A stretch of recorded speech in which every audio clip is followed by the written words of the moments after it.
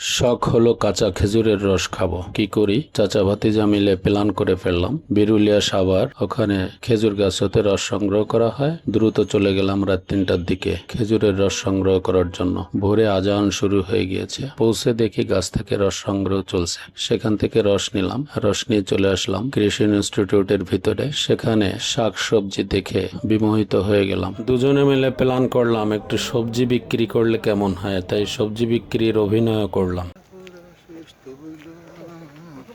লাউ লাগবে, লাউ লাউ কত করে ভাই? ভাই একদম 60 টাকা। 60 টাকা কম হবে না?